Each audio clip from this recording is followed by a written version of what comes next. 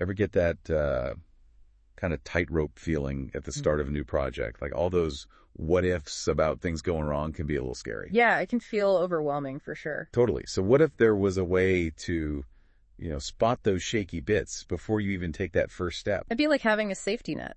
Right. That's where Dfmea comes in.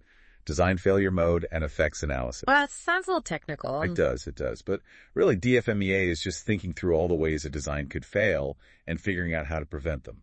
Like a detective's toolkit, but for your product. I love that analogy. So it's like this crystal ball showing you the cracks before they even appear.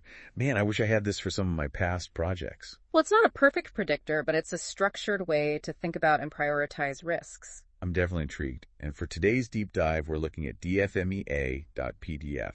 Straight to the point, no fancy titles.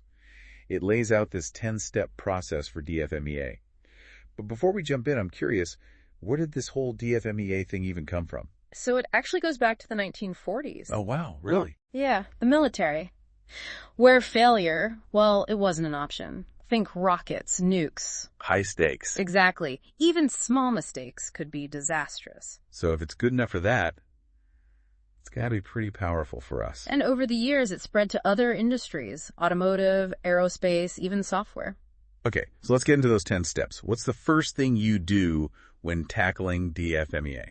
First, you have to define the scope. Like setting boundaries. Yeah, what are you analyzing? It's like a blueprint for your investigation. So you're not just randomly looking for any problem? No, it's focused. You got to define the system, its functions, its boundaries. That makes sense. Okay, so you've got your scope. What's next? Step 2 is where the real detective work starts. Oh, this sounds fun. Brainstorming potential failure modes, anything that could stop your design from working right. Like thinking up all the ways a plan could go wrong. That's a good way to put it. Yeah, think outside the box, all the what if. What if this breaks? What if the user does this? Exactly. What if the environment changes? You have to consider all those scenarios. Okay, so now you've got this big list of what could go wrong. Now what? Well, now it's time to prioritize. Like which ones are the most critical? Exactly. That's step 3, assigning severity ratings. So kind of like a ranking system, worst at the top? Exactly, a scale of 1 to 10. 1 is like a minor annoyance, 10 is catastrophic. Imagine like a self-driving car and a software glitch makes it malfunction, that'd be a 10. Oh yeah, definitely a 10. But something like a scratch on the paint, that's way lower. Yeah, maybe a 2 or a 3. So by rating the severity, we can focus on the failures that could really cause harm. This is where it starts to feel strategic. It is. You're building a defense plan for your design. But, like I said before, Dfmea goes beyond just finding problems. You have to solve them too. So how do you do that? Step 4. You got to understand the root cause of each failure. Not just saying, this might break, but figuring out why it might break. Oh, so it's like detective work again, but now you're looking for the why done it instead of the who done it. Exactly. Is it the materials, the manufacturing, how it's used? By getting to the root cause, you can come up with much better ways to fix it. Makes sense. So you've got the what and the why of the potential failures. Then what? Then we introduce a powerful tool, the risk priority number, or RPN. It's a way to actually put a number on risk and help you focus. This sounds technical. How do you calculate that? It's pretty straightforward. You multiply the severity rating, which we just talked about, by the likelihood of it happening and the likelihood of catching it before it affects the customer. So a high RPN means it's a big problem, likely to happen, and we might miss it. Yeah, like a flashing red light saying, pay attention to this one. This RPN thing is really interesting. It takes the guesswork out of prioritizing. But what do you actually do once you've found those high RPN failure modes? Well, I wish there was a magic wand. But step 6 is about making a plan, actually developing and implementing ways to stop or reduce those failures. We call those mitigation strategies. So what kind of strategies? Depends on the failure and the root cause. Sometimes it's a design change, like a stronger material or a safety feature. Other times it's a process improvement, an extra inspection, or better training. So finding the most effective way to tackle those high-risk areas. Exactly. And it's not always about eliminating all risk. Sometimes that's impossible. It's about making it acceptable. That makes sense. So you've identified the problems, assessed their severity, figured out the causes, and developed strategies to fix them. What's next? You can't just make changes and hope for the best. Step 7 is all about documentation, keeping track of those strategies. Like who's doing what? Right. Who's responsible? How will we measure it? It's like a playbook for the team, making sure everyone's on the same page. Right, and making those improvements stick. Yeah. It's also a great resource for the future. Learn from what works and what doesn't. Okay, so the strategies are documented, then what? Step 8 is about verification. Did it actually work? So don't just assume everything's fixed. Right. You have to test, gather data, analyze it, and make sure that what you did actually reduced the risk. It's like making sure you're not just slapping a Band-Aid on the problem. Exactly. It's closing the loop and proving that your efforts really made a difference. Okay, so you verified the fix. What's next on this DFMEA journey? Step 9, and this is super important, is continuous improvement. DFMEA isn't a one-time thing. It's a process. Exactly. It's ongoing. The world changes, our designs change, we have to adapt. So constantly looking for ways to do things better, learn from what happened, and keep up with technology. Yeah. And that can be a challenge, but it's how you stay ahead of the curve. I like that. Always pushing to do better. What's the final step in this 10-step process? Step 10 is about wrapping it up, final review, and integration. So taking all those lessons and making sure they're part of the final design. Right, and documenting them for the future. DFMEA should be part of your design culture, not just a theoretical exercise. It's like baking it into your team's DNA. Exactly, a natural way of thinking about design and risk management. It sounds like a really powerful way to approach things, finding potential problems before they become headaches. So we've walked through the 10 steps of DFMEA. What's next on our deep dive? Well, next we'll take a look at some real-world examples, see how DFMEA is used in different industries. That sounds fascinating. Can't wait to see how this all plays out in the real world. Yeah. All right, so we've got a good handle on those 10 steps of DFMEA, but sometimes it feels a little theoretical, you know? I get that. Seeing it in action can definitely make it click. For sure. So let's get into some real-world examples. Our document, dfmea.pdf, mentions a few. Well, the automotive industry is a big one. Makes sense when you think about how complex cars are these days, especially with electric and autonomous vehicles. All that software, sensors, batteries. And the stakes are so high. Absolutely. People's lives depend on these systems working perfectly. Yeah, no room for error there. So DFMEA helps make sure these complex systems are designed and built to the highest standards. Exactly, for both safety and reliability. I can only imagine those what-if scenarios they have to think about. The document also mentions something called the AIAG VDA DFMEA standard. What's that all about? Oh, that's interesting. It shows how DFMEA is evolving. It's a joint effort between the Automotive Industry Action Group and Germany's VDA, their Automotive Industry Association. So it's like a universal language for DFMEA in the car world. Yeah, you could say that. It streamlines quality management for global manufacturers, which is really important when you have such a complex supply chain. Right, make sure everyone's on the same page. Working with the same methods, aiming for the same level of quality. Okay, so audio is a big one. But it's not the only place where DFMEA is used, right? Definitely not. Aerospace and defense is another huge area. Failure just isn't an option there either. Right, we're talking aircraft, spacecraft, defense systems. Cutting-edge tech, and if something goes wrong, the consequences could be disastrous. No pressure. So dfmea.pdf specifically mentioned how important DFMEA is for software and systems in this industry. Right, like it talked about the 3D Experience platform, which uses DFMEA as part of its approach to building embedded software. So they're building in those safety and cybersecurity considerations right from the start. Exactly, because in those environments, even a tiny software glitch can have huge consequences.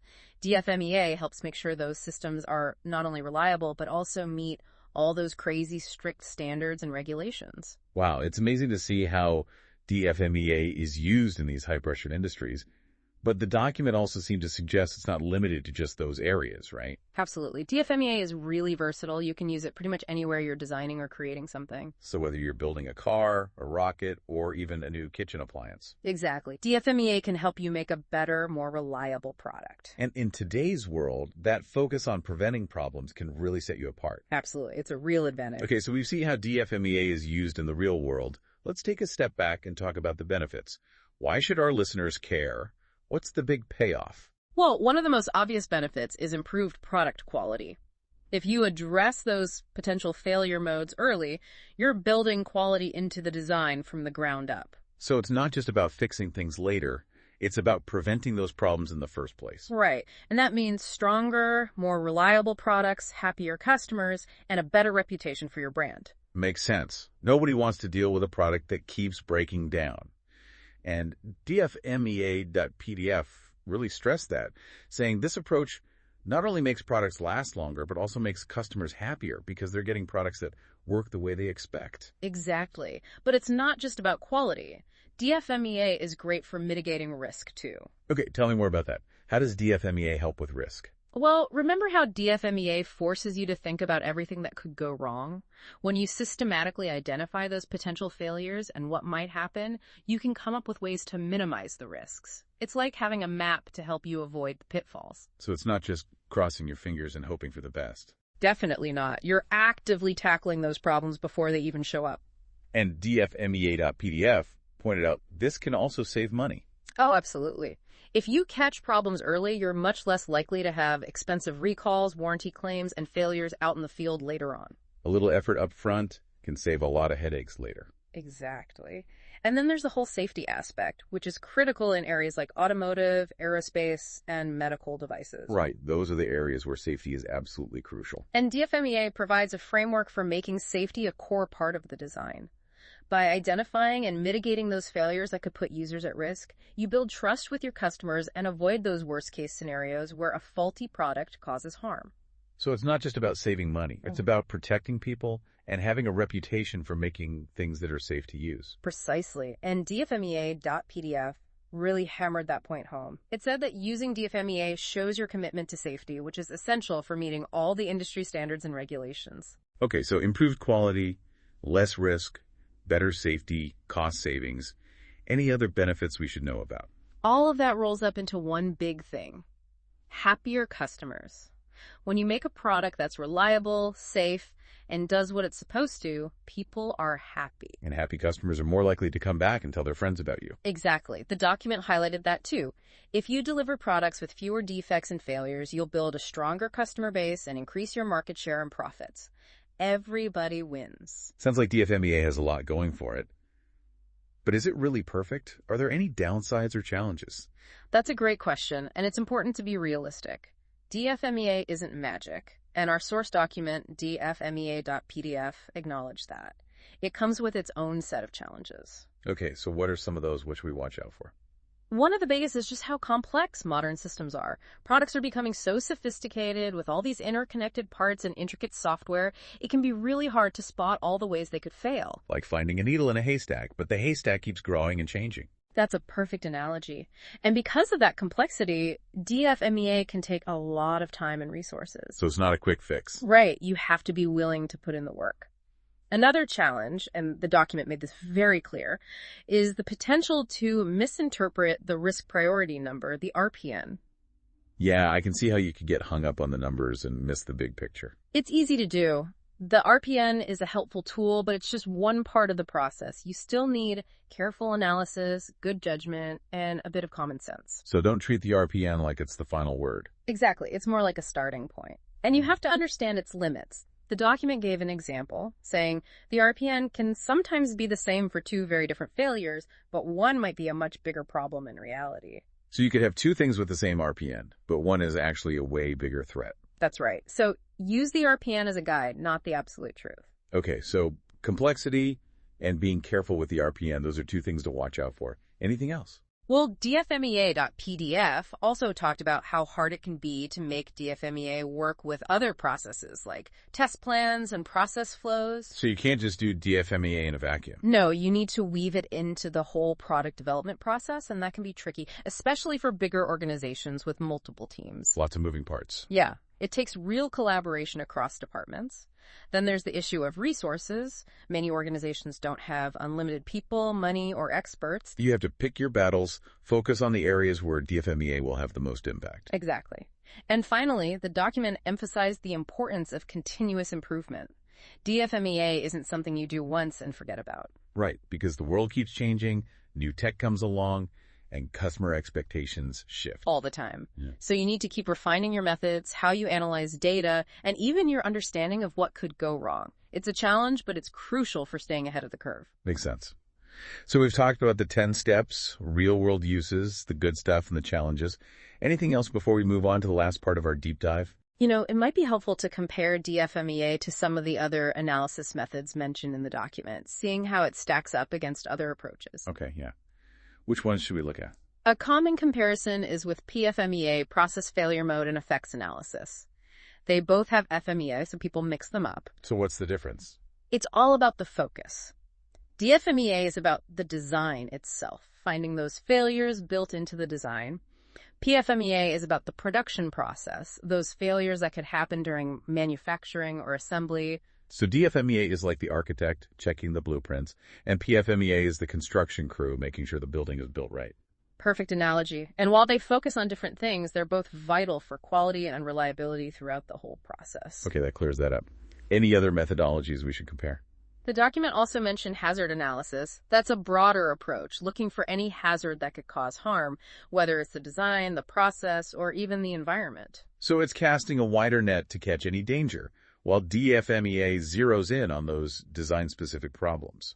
Exactly, and it uses the RPN to prioritize those failures that need the most attention right now. I see. Each method has its strengths and weaknesses.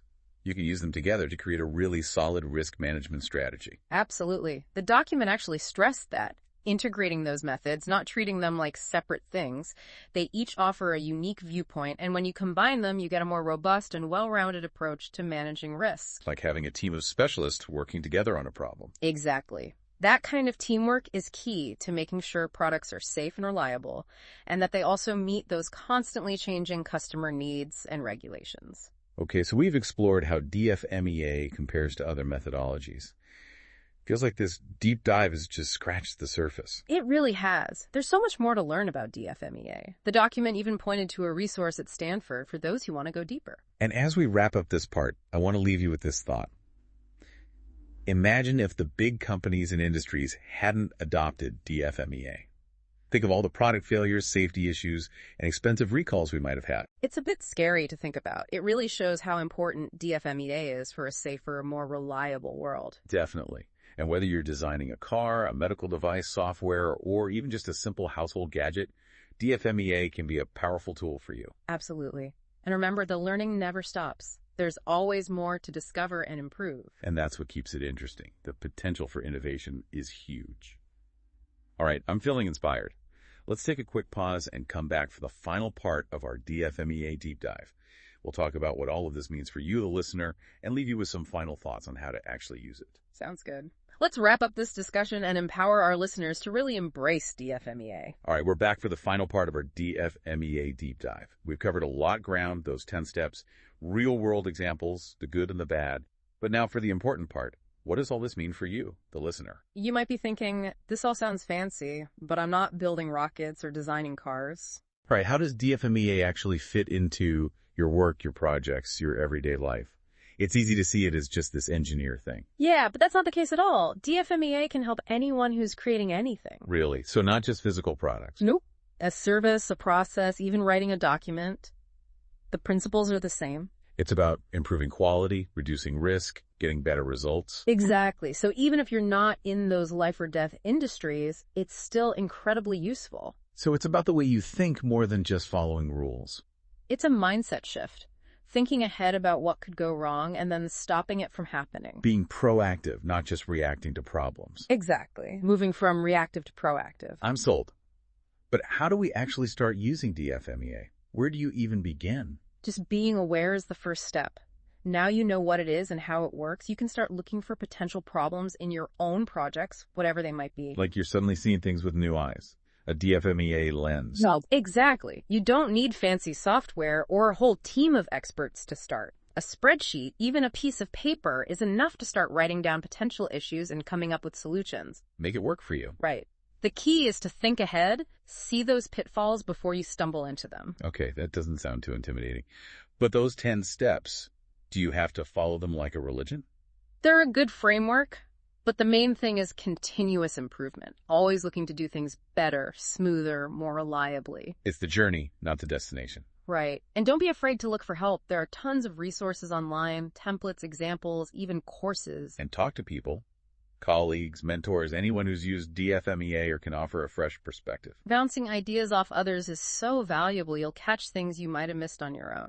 Thinking back to all that we've talked about, the human element, it seems DFMEA isn't just about data and analysis. You're right. At its heart, it's a very human-centered process. It's about the impact on real people, users, customers, even the environment. Exactly. And that takes empathy, intuition, understanding the context of your design. So it's not enough to just crunch numbers. You need to use your judgment, your experience, even your gut feeling sometimes. And that's why it's important to have different people involved with different backgrounds and perspectives. So we're back to teamwork, bringing those human insights into the mix. It's what makes Dfmea so interesting, that blend of analysis and intuition, data and human judgment. This deep dive has been fantastic. I feel like I have a whole new appreciation for Dfmea and how it can make things better. Me too. Hope our listener feels the same way. So as we wrap up, I want to leave you with a challenge. A challenge? All right, I'm listening. Take what we've talked about today and try it out in your own work, your projects, even your daily life. Start small, experiment. It's okay to make mistakes. That's how you learn. And remember, learning and improving never stops. So keep exploring, keep pushing yourself to create better, safer, more innovative solutions. Who knows, maybe one day you'll be sharing your own Dfmea success stories with the world. Until then, keep those creative juices flowing. Keep thinking critically. And remember, there are always going to be potential problems, but there are also people who can solve them and create a better future for all of us.